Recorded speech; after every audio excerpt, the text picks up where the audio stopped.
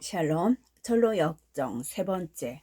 실은 나도 잘 모르겠어. 이 말을 듣고 유수는 화가 안 나기 시작했으며 동료인 크리스톤에게 벌컥 소리를 질렀다. 당신이 여태껏 내게 말해준 행복이라는 것이 이런 것이요. 출발하자마자 이런 고생을 하게 됐으니 앞으로 어떤 고생이 다가올지는 어떻게 예측할 수 있겠소. 만일 여기서 목숨을 건질 수 있다면 나는 상관하지 말고 당신 혼자서나 그 멋진 왕국을 찾아 떠나시구려. 이렇게 말하면서 유순신은 필사적으로 허우적거리다가 마침내 그의 집 가까운 쪽에 있는 늪가로 기어 올랐다. 그는 뒤도 돌아보지 않고 집으로 가버렸고 그 후 크리스천은 다시는 그를 만나지 못하였다. 수렁 속에 홀로 남은 크리스천은 그의 집 쪽에서는 멀고 좁은 문 쪽으로는 가까운 늪의 가장자리에 기어오르려고 필사적인 노력을 기울였다. 마침내 그는 늪의 가장자리에 이르렀으나 등에 짊어진 무거운 짐 때문에 빠져나올 수가 없었다. 이때 나는 꿈속에서 돔이라는 이름을 지닌 한 남자가 그에게로 가까이 다가가 무얼 하고 있느냐고 묻는 것을 보았다. 선생님, 전도자라는 사람으로부터 이 길로 가라는 지시를 받았습니다. 그는 또한 장차 다가올 진노를 피하기 위해서는 이 길로 나아가 저쪽에 있는 문으로 가야 한다고 가르쳐 주었지요. 그래서 그곳을 향해 가던 도중 그만 이 수렁에 빠져버리고 말았습니다. 왜 당신은 앞을 잘 살펴보지도 않았소? 두려움에 몰래 다른 길로 도망하려다 그만 여기에 빠진 것입니다. 자, 그렇다면 손을 이리 주시오. 도움은 손을 내밀어 그를 끌어올린 다음 어서 가던 길을 재촉하라고 그에게 일렀다. 그때 나는 크리스천이 끌어내준 도움에게로 다가가 말을 건네었다. 선생님, 이 길은 멸망의 도시로부터 떠나 저쪽 좁은 문으로 가는 길이라고 들었는데 어째서 도중에 있는 이 수렁을 고치지 않았습니까? 그렇게 했더라면 미숙한 여행자들이 좀 더 안전하게 저쪽 문을 향해 갈 수 있었을 터인데. 그러자 그는 이렇게 설명해 주었다. 이 깊은 수렁은 고칠 수가 없는 곳입니다. 죄가 있다고 판결받은 자들로부터 나오는 온갖 더러운 찌꺼기와 허물들이 끊임없이 이곳으로 흘러들어와 마침내 절망의 늪이라고 불리게 되었답니다. 또한 죄인들이 자신의 잃어버린 영혼에 대해 깨닫게 되었을 때 그의 영혼 속에 일어났던 온갖 두려움과 의심과 절망들이 모두 이곳으로 흘러와 고여있기 때문에 이곳은 늘 좋지 못한 수렁으로 남아있는 것입니다. 이 장소가 깊은 절망의 수렁으로 남아있는 것을 하나님께서는 좋아하지 않으십니다. 그래서 1600년 동안 하나님께서 보내신 전국 측량 기사들의 지시에 따라 많은 일꾼들을 보내어 이 수렁을 메어보려고 온갖 노력을 해보았지만 별 소용이 없었습니다. 내가 알고 있는 것만 해도 이 수렁을 메우기 위해서 전국의 각 지역으로부터 주나 추동을 가리지 않고 건전하고 유익하며 훌륭한 교훈들을 모아 2만 여대의 수레에 실어 이곳에 쏘아 넣었답니다. 지혜로운 사람들은 누구나 이 수렁을 메기 위해서는 세상에서 가장 좋은 재료라고 말하는 것들만 쏟아 넣었는데도 여전히 이곳은 낙심의 늪으로 남아있는 것입니다. 어느 누가 할 수 있는 최선을 다한다고 할지라도 결과는 늘 마찬가지일 겁니다. 그리하여 사실은 하나님의 지시에 따라 이 수렁의 한가운데에 매우 훌륭하고 튼튼한 디딤돌을 갖다 놓았지만 계절이 바뀔 때마다 이 수렁 자체가 온갖 더러운 오물과 진흙탕물을 토해놓기 때문에 잘 보이질 않습니다. 꼭 그것들이 보였다고 할지라도 사람들은 머리가 어지럽고 혼동이 되어서 발을 헛디디고 말아 결국 수렁에 빠지게 되지요. 그러나 일단 문 쪽으로 올라서기만 하면 그곳의 땅은 단단하답니다. 이때 나는 꿈속에서 유순씨가 벌써 자기 집으로 돌아와 있는 것을 보았다. 그의 이웃 사람들은 그를 만나기 위해서 와 있었는데 어떤 사람들은 그가 집에 돌아온 것이 현명한 처사라고 칭찬해 주었고 어떤 사람들은 그가 바보처럼 크리스천을 따라가 위험한 모험을 한 것에 대해 어리석은 사람이라고 놀려대었다. 또 어떤 사람들은 사람이 한번 크게 마음을 먹고 모험을 시작했으면 끝을 보아야지. 사소한 난관 때문에 단박 모험을 포기하고 돌아오는 것은 비겁한 행동이라 하며 한마디씩 하면서 그를 비웃기도 했다. 그리하여 유수는 풀이 죽은 채 그들 가운데에 앉아 있었는데 마침내 차츰 용기를 얻게 된 그는 화제를 바꾸어 크리스천을 몹시 비난하고 조롱하기 시작했다. 유순씨에 대한 이야기는 여기서 끝내기로 한다. 3. 크리스천과 세소 현자의 대화. 그때 크리스천은 혼자 외롭게 병원을 걷고 있었는데 병원 저쪽에서 마주 걸어오고 있는 한 사람을 보았다. 그들은 점점 가까이 다가서다가 우연히 서로 마주치게 되었다. 크리스천이 마주친 그 신사의 이름은 세소 현자였다. 그 신사가 살고 있는 곳은 현세의 정책이라는 상당히 커다란 도시였는데 크리스천이 살던 도시와 가까운 거리에 있었다. 그래서 이 사람은 크리스천을 보자 그의 행동에 대해 어렴풋이나마 알고 있었다. 왜냐하면 크리스천이 고향인 멸망의 도시로부터 떠나 영생을 구하러 떠나간 일이 그가 살고 있던 도시에서뿐만 아니라 이웃 지역에서도 커다란 화제거리가 되었기 때문이었다. 세소 현자는 그의 걸음걸이가 몹시 피곤하게 보일 뿐만 아니라 한숨과 신음과 고뇌의 표정으로 보아 그가 크리스천일 거라고 짐작하고 그에게 다가가 말을 걸기 시작했다. 세소 현자, 안녕하시오 선생.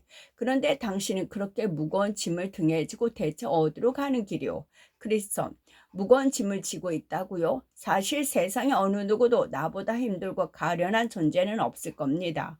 어디로 가고 있느냐고 물으셨는데 대답해 드리리다. 저쪽 문을 향해서 지금 가고 있는데 그 문까지 가면 내 무거운 짐을 벗어버릴 수 있는 방법을 가르쳐주는 사람이 있다는 말을 들었기 때문입니다. 당신에겐 아내와 자식들이 있습니까? 예, 물론 있지요. 하지만 이 무거운 짐 때문에 옛날부터 그들과 함께 즐거움을 나눌 수가 없게 되었습니다. 그러니 이제 그들은 내게 없는 거나 마찬가지로 생각됩니다. 내가 좋은 충고를 드린다면 귀담아 들으시겠소? 좋은 충고라면 듣겠습니다. 저는 좋은 충고를 몹시 원하고 있거든요. 그렇다면 내가 조언해 드리리다.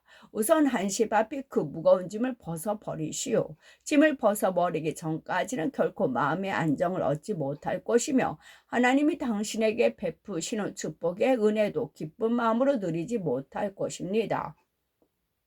이 무거운 짐을 어서 벗어 던지는 것이 바로 나의 소망입니다. 하지만 혼자 힘으로는 벗어 버릴 수가 없어요.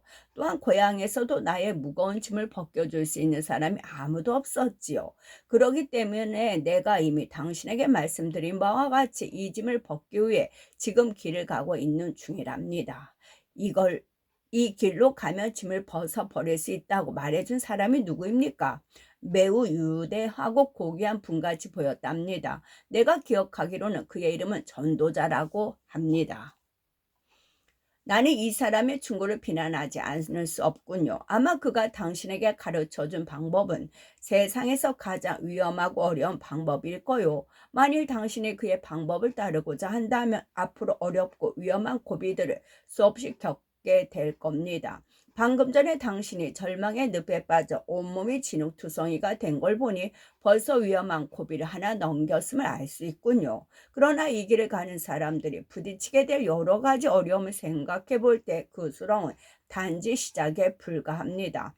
나는 당신보다 나이가 더 먹었고 경험도 더 많이 해본 사람이니 내 말을 귀담아 들으시오. 이 길을 그냥 계속 따라가다가는 피로와 고통, 굶주린 공포, 헐벗음뿐만 아니라 시퍼런 칼날, 사자들, 용, 암흑 등 한마디로 말해서 죽음 그 자체를 만나게 될 겁니다. 이러한 고통들이 이 길에 깔려 있다는 것은 틀림없는 사실이며 이미 그런 것들을 겪어본 여러 사람들의 증언으로 확인되어 있지요. 자, 그러니 생전 처음 보는 낯선 사람의 말을 듣고 자신의 운명을 그렇게 아무데나 던져버릴 이유가 도대체 어디 있겠소? 아, 현명하신 선생님. 사실은 지금 말씀해 주신 그 모든 고통과 위험보다도 내 등에 짊어진 이 무거운 짐이 내게는 더욱 괴롭고 무섭게 느껴지기 때문이랍니다. 만일 이 무거운 짐들을 벗어 던질 수만 있다면, 그리하여 영생의 구원을 얻을 수만 있다면 도중에 어떤 고통과 어려움을 겪게 될지라도 나는 두려워하지 않을 겁니다. 처음에 어떻게 해서 그 무거운 짐을 지게 되었습니까? 내 손에 들고 있는 이 책을 읽은 후부터입니다. 내 그러리라 짐작하고 있었소. 모든 연약한 인간들에게 일어나기 쉬운 갈등과 오류에 당신도 휩싸이게 된 겁니다. 그러한 사람들은 자신들의 수준에 맞지도 않는 너무 높은 것들을 추구하면서 쓸데없는 걱정에 휩싸이다가 갑자기 당신처럼 정신적 장난증에 빠지게 되는 겁니다.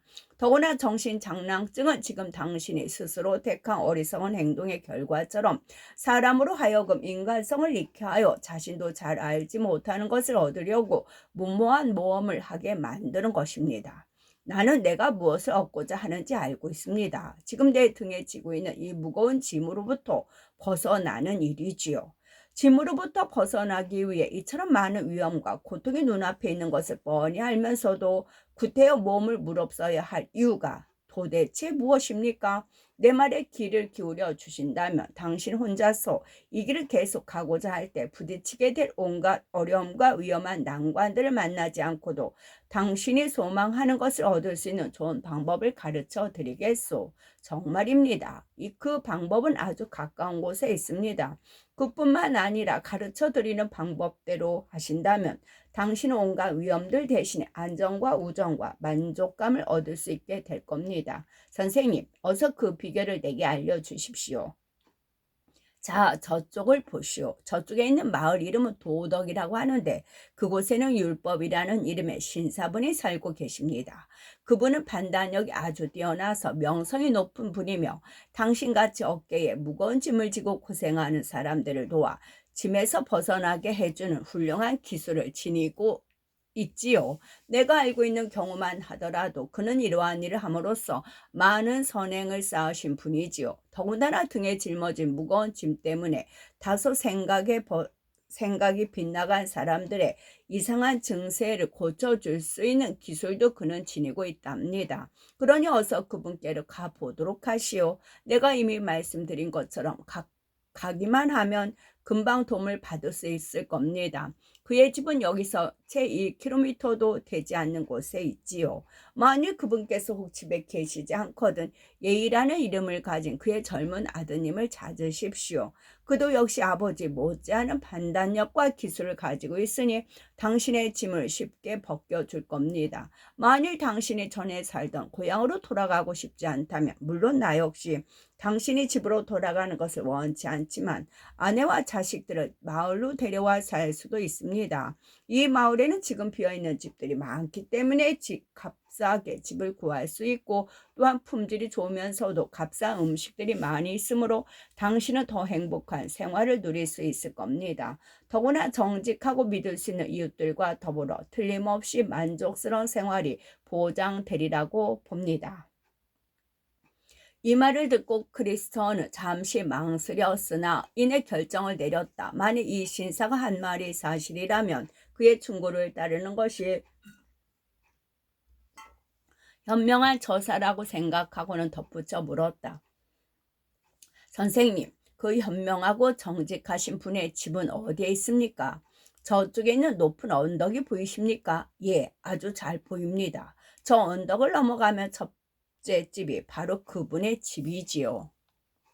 그리하여 가던 길을 바꾼 크리스토는 더 손쉽고 현명한 도움을 얻기 위하여 율법의 집으로 향했다. 그러나 어찌 된 일인가 그가 힘들이 언덕 가까이에 이르렀을 때 언덕은 굉장히 높고 가파를 뿐만 아니라 산 중터 여기저기에 커다란 바위와 깊은 골짜기들이 위험스럽게 깔려 있어 그는 혹 그 바위들이 그의 머리 위로 떨어지지나 않을까 두려워서 더 이상 나아갈 수가 없었다. 그리하여 그는 언덕 앞에 우두커니 서서 어찌해야 좋을까 망설이고 있었다. 그런데 원래 가던 길을 바꾸어 새 길로 접어들었을 때부터 등에 짊어진 짐은 훨씬 더 무거운 것처럼 느껴지는 것이었다. 더구나 갑자기 언덕 위에서 불길이 활활 타오르는 것을 본 크리스천은 그곳으로 올라가다가는 불길에 휩싸여 다 죽을지도 모른다는 두려움을 느꼈다. 그는 땀을 흘리면서 무서워 떨기 시작했다. 그리하여 크리스천은 새 소현자의 그릇된 충고를 받아들인 것에 대하여 후회하기 시작했다. 마침 그때 전에 보았던 전도자가 그를 만나러 저쪽에서 다가오는 것을 발견한 크리스천은 부끄러움과 죄책감으로 인하여 얼굴이 붉어지기 시작했다. 차츰차츰 가까이 다가와 마침내 서로 마주보게 되었을 때 전도자는 엄한 표정으로 크리스천을 바라보면서 캐묻기 시작했다. 여보시오, 크리스천. 어찌하여 이런 곳에 오게 되었소? 이러한 질문을 받고 어떻게 대답할지를 몰라 당황하면서 크리스천은 얼굴에 붉힌 채 우두커니 서 있었다. 그러자 전도자가 다시 말을 이었다. 당신이 바로 멸망의 도시 성문 밖에서 울며 괴로워하던 사람이 아닙니까? 예, 선생님, 제가 바로 그 사람입니다. 제가 당신에게 작고 좁은 문으로 가는 길을 가르쳐 드리지 않았습니까? 예, 그랬습니다. 그렇다면 무슨 이유로 이렇게 쉽사리 결심을 바꾸어 다른 길로 들어서게 되었소? 절망의 늪에서 가까스로 빠져나오자마자 신사 한 분을 만났는데 그분께서는 저쪽 언덕 너머에 있는 마을로 가면 나의 무거운 짐을 벗겨줄 수 있는 훌륭한 사람을 만나게 될 거라고 저를 설득하더군요. 그분은 어떤 사람이셨습니까?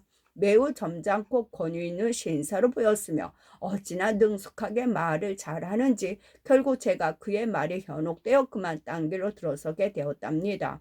그러나 막상 여기까지 와서 눈앞에 놓인 언덕을 바라보니 커다란 바위가 여기저기 깔려있고 불길이 타오르고 있어 그저 저 길로 가다가는 죽음을 만날 것 같아서 두려움에 사로잡힌 채 갑자기 걸음을 멈추게 되었지요. 그 신사가 뭐라고 말하던가요? 처음에는 어디로 가느냐고 묻길래 사실대로 대답해 주었지요. 다음에는 뭐라고 물었습니까? 나에게 가족이 있느냐고 묻길래 그랬다고 대답했지요. 그러나 이처럼 무거운 짐을 등에 짊어지고는 이전처럼 그들과 즐겁게 지낼 수가 없다고 말했습니다.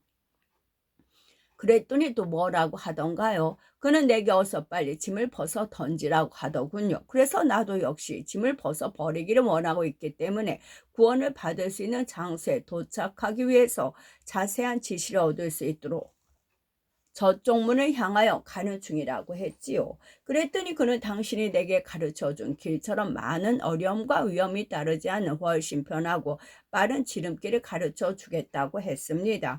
그 길로 가면 판단력이 뛰어난 이러한 짐들을 쉽게 벗겨줄 수 있는 기술을 지닌 고귀한 신사의 집에 이르게 된다고 했지요. 그리하여 어서 빨리 이 짐을 벗어 버리고 싶은 생각에 그만 귀가 솔깃해져서 가던 길을 버리고 이 길로 들어서게 된 겁니다. 그러나 막상 여기까지 와보니 아까 말씀드린 대로 언덕이 너무 험하여 혹 죽음을 당할까 두려워서 지금 어찌할 바를 모르고 서 있는 중입니다. 그렇다면 잠깐 그대로 서 계십시오. 내가 당신께 하나님의 말씀을 보여드리리다. 그리하여 그는 떨면서 서 있었고 이윽고 전도자는 하나님의 말씀을 읽어주었다. 너희가 삼가 말씀하신 일을 거역하지 말라. 땅에서 경고하신 일을 거역한 그들이 피하지 못하거든 하물며 하늘로부터 경고하신 일을 배반하는 우리일까 보냐. 그가 다시 계속 읽어주었다. 나의 의인은 믿음으로 말미암아 살리라. 또한 뒤로 물러가면 내 마음이 그를 기뻐하지 아니하리라. 그는 하나님의 말씀을 읽고 나서 그 말씀을 적용하여 말하기 시작했다. 당신은 지금 지극히 높으신 하나님의 권고를 물리치고 평화를 향한 길에서 벗어나 파멸과 멸망의 길로 들어섬으로써 스스로 불행을 자초하고 있소. 그 말을 듣고 크리스천은 하얗게 질린 얼굴로 죽은 듯이 전도자의 발 앞에 엎드린 채 울부짖었다. 호, 슬픈 일입니다. 이젠 다 들렸으니 저주받아 마땅한 저는 어찌해야 좋을까요? 그러자 전도자는 이 모양을 보고 크리스천의 오른손을 잡아 일으키면서 말했다. 사람이 어떤 죄를 지었든지 모든 죄와 모든 사심을 얻을 수 있으니 믿음을 버리지 말고 믿음 있는 자가 되도록 하십시오. 이 말을 듣고 그리스도는 다소 생기를 얻은 듯 했으나 아직도 두려움에 떨며 전도자 앞에 서 있었다. 전도자는 계속해서 말했다. 지금부터 내가 당신께 말씀드리는 것들을 좀 더 주의 깊게 들어주시오. 이제 당신을 현혹시킨 자가 누구며 또한 누가 그 자를 당신께 보냈는지 가르쳐 드리리다.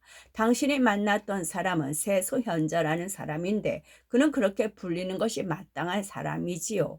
왜냐하면 우선 그는 이 세상의 교훈이나 신조를 좋아하기 때문에 늘 도덕이란 도시의 교회에만 나가고 있습니다. 또한 그는 세속 교훈이나 신조가 십자가를 지지 않고서도 그를 어려움에서 구해줄 수 있다고 생각하기 때문에 그런 것들을 가장 신봉하고 좋아하는 것입니다. 이와 같은 그의 세속적인 기질 때문에 당신을 방해하여 옳은 길을 벗어나 다른 길로 가도록 권고한 것이지요. 그런데 그자의 권고들 중에서 당신이 전적으로 물리쳐야 할 세 가지 중요한 것들이 있습니다. 첫째는 당신을 바른 길에서 벗어나게 한 점, 둘째, 당신이 십자가를 꺼려 하도록 유도한 점, 셋째, 당신으로 하여금 사망의 골짜기에 이르는 길로 가도록 유혹한 점. 우선 그는 당신을 유혹하여 가던 길을 버리게 했고 당신이 그의 말대로 행동하게 된 것을 혐오하고 두려워해야 합니다. 세속현자의 그릇된 권고를 따르는 것은 곧 하나님의 권고를 거부하는 것이기 때문이지요. 하나님께서는 좁은 문으로 들어가기를 힘쓰라고 말씀하셨는데 내가 당신에게 가르쳐준 길이 바로 그 좁은 문입니다. 또한 주님께서는 멸망으로 인도하는 문은 크고 그 길이 넓어 그리로 들어가는 자가 많고 생명으로 인도하는 문은 좁고 길이 협착하여 찾는 자가 적음이니라 하고 말씀하셨지요.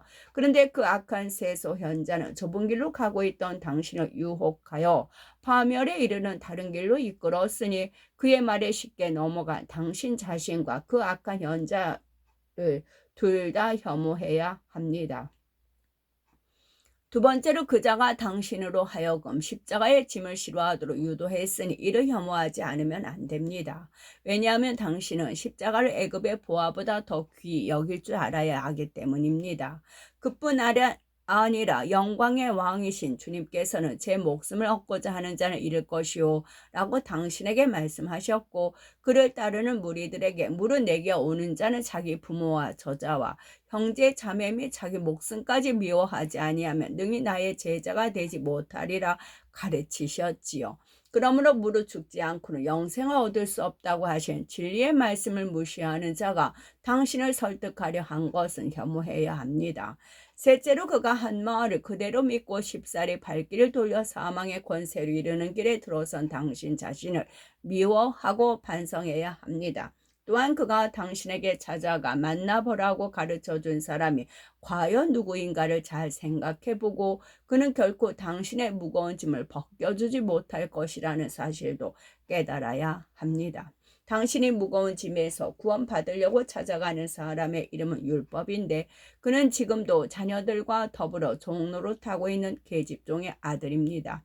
그리고 신비롭게도 당신이 당신의 머리 위로 떨어진 버릴 것처럼 두려워하였던 신의 산이 바로 그녀입니다. 지금도 어머니와 자녀들 종노릇하고 있는 사람들에게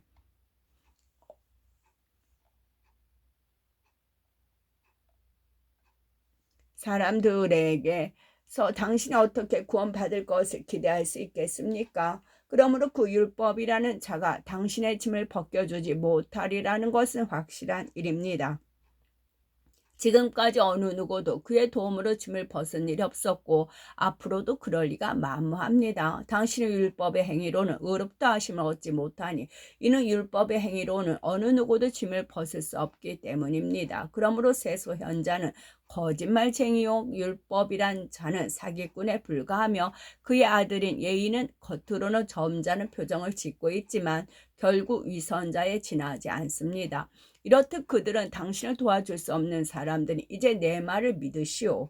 당신의 이 어리석은 사람들로부터 들은 이야기들은 헛된 속임수일 뿐이며 당신을 현혹시켜 내가 당신께 알려드린 바른 길을 벗어나게 함으로써 당신의 구원을 일부러 방해하려는 협작꾼들입니다. 전도자는 말을 마치자 자신이 한 말의 진실성을 증명해달라고 큰 소리로 하나님께 호소했다. 그러자 크리스천이 그 밑에 서 있던 산 위에서 하나님의 말씀이 들리면서 거대한 불길로 솟아올라 크리스천의 머리카락이 곤두서고 온몸이 죽빗해졌다. 하나님의 말씀은 이러하였다. 무릇 율법 행위에 속한 자들은 저주 아래 있나니 기록된 바 누구든지 율법책에 기록된 대로 모든 일을 항상 행하지 아니하는 자는 저주 아래 있는 자라 하였습니다.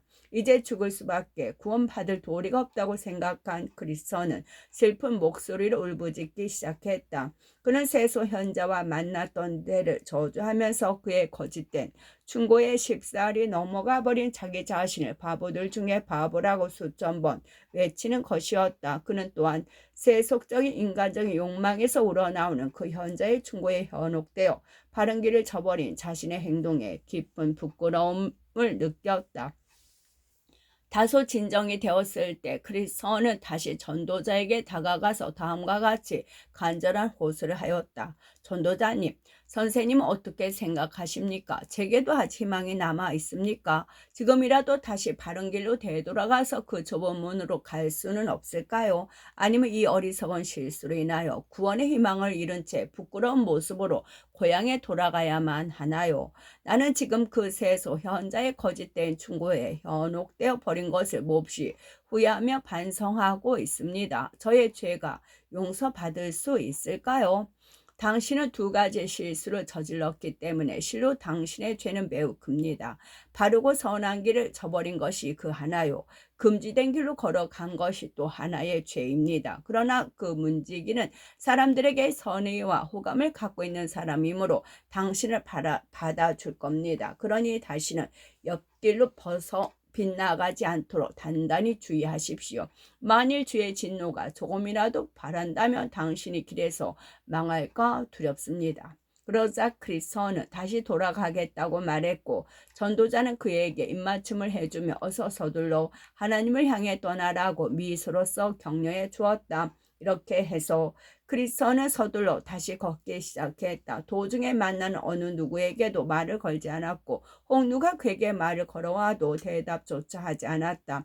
그는 마치 금지된 구역을 걷고 있는 사람처럼 서둘러 걸었으며 세소 현자의 꾀임에 빠져 쉽사리 팽개쳐 버렸던 바른 길로 다시 들어서기 전까지는 마음을 놓을 수가 없었다. 4. 크리스천이 좁은 문에 도착하여 친절한 영접을 받다. 마침내 얼마 후 크리스천은 좁은 문에 도착했다. 그 좁은 문 위에는 두드리라 그러면 열릴 것이니라는 글귀가 써 있었다. 그래서 크리스천은 두서너 차례 문을 두드리며 이렇게 외쳤다. 제가 지금 여기로 들어가도 될까요? 비록 저는 하나님의 말씀을 거역한 쓸모없는 존재이지만 문 안에 계신 분이 저를 궁일이 여겨 받아주실 수 있을는지요? 만일 당신께서 저를 궁일이 여겨 주신다면 저는 저 높은 곳에 계시는 하나님께 끊임없이 영원한 찬양을 드리겠나이다. 마침내 선이라는 이름으로 불리는 성실하고 침착해 보이는 사람이 나와서 지금 문을 두드리는 사람이 누구며 어디에서 왔고 또 무엇을 얻고자 하는지 물어보았다. 여기 헐벗고 무거운 짐을 진 죄인이 왔습니다. 나는 다가올 하나님의 진노를 피하기 위해서 멸망의 도시에서 떠나 영생의 구원을 얻으려고 시온산을 향해 가는 길입니다. 그런데 선생님, 그곳으로 가려면 이 문을 지나가야 한다고 들었는데 제가 문 안으로 들어가는 것을 당신께서 허락해 주실는지 알고 싶습니다. 그러자 선인은 진심으로 환영합니다 라고 말하면서 기꺼이 문을 열어주었다.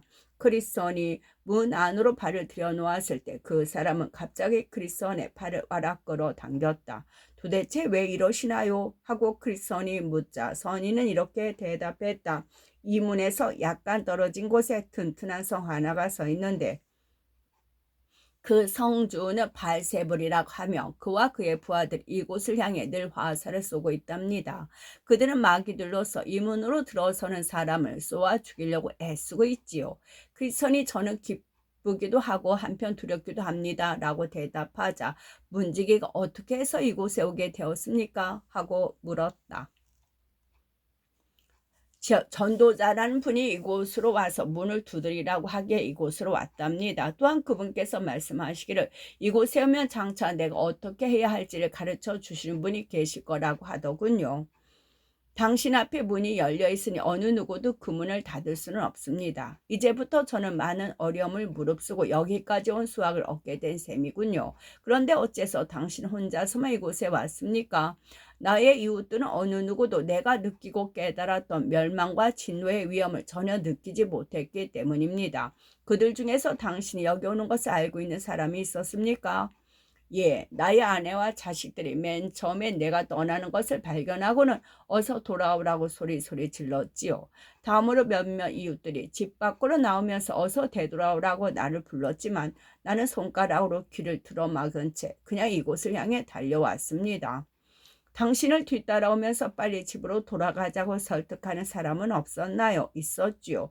유순 씨와 고집쟁이 씨로서 불리는 두 사람이 저를 따라와 설득하려 했지만 제가 말을 듣지 않자 고집쟁이는 조롱을 퍼부으며 돌아가 버렸고 유순 씨는 한동안 저를 따라왔습니다. 그런데 어째서 그는 여기까지 같이 오지 않았나요? 우리는 함께 얘기를 나누며 걸어왔는데 절망의 늪이라는 곳에 이르렀을 때 갑자기 우리도 모르는 사이에 그 속으로 빠지게 되었지요.